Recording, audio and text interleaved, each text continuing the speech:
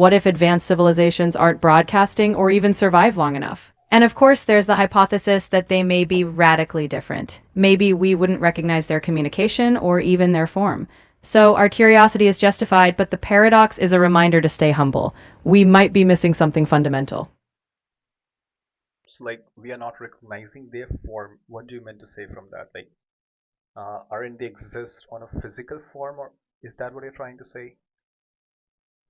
Exactly. When we say form, we're challenging our assumptions. We tend to picture life like us, biological, carbon-based, needing water. But what if intelligence emerges in forms we can barely conceive? Silicon-based, plasma-like, or even purely digital or non-material? They might operate on timescales or communication wavelengths we don't detect. In other words, the alien form might not be little green beings. It could be something we've never imagined. You meant to say that uh, they could like exist in digital form, plasma form. Like how this be possible?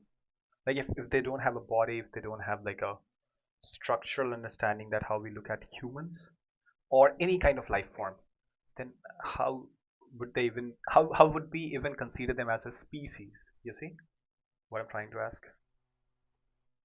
What you're touching on is the very definition of life or intelligence.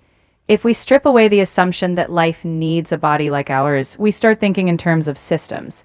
A species or intelligence could be a self-sustaining pattern, something that processes information, adapts, and has continuity. Imagine a purely digital entity, something that evolves inside vast computational networks. Or a plasma-like intelligence could be a self-organizing energy-based structure. If they meet criteria like self-awareness, purpose, and the ability to affect their environment, we might call them a species of intelligence. Just one that doesn't look anything like us. It forces us to expand our mental models of what life can be. You mean to say that the way we have definitions that you know our gods are like made of something else, a kind of a material that uh, we don't consider it as a physical form. This means to say that an alien life could also be exist in such way. That's insane. It is a bit mind-bending, right? But yes, conceptually it's the same leap. Just as people imagine gods as beyond material constraints, we're speculating that alien intelligence might not be limited by our familiar forms.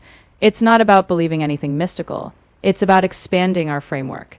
If intelligence is ultimately pattern recognition, learning, or self-organization, it could emerge in ways we don't expect. It's not claiming that's reality, but framing it as a hypothesis opens our minds to what could be out there if we look beyond our own biases.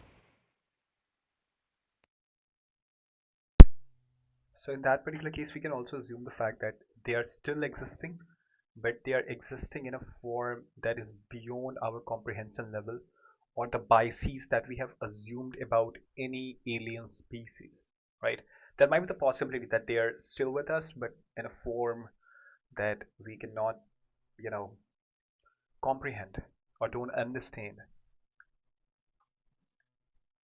That's a fair hypothesis. In fact, it's one of the softer answers to the Fermi Paradox. If intelligence can manifest in radically different ways, perhaps embedded in physics, in dark matter, or as a form of intelligence so abstract we haven't even conceived it, then yes, they could be here in some sense. The key takeaway is that our search is shaped by our assumptions. If we only look for signals or biology like ours, we might miss something bigger. So staying open-minded isn't just fun, it's a necessary strategy for exploration.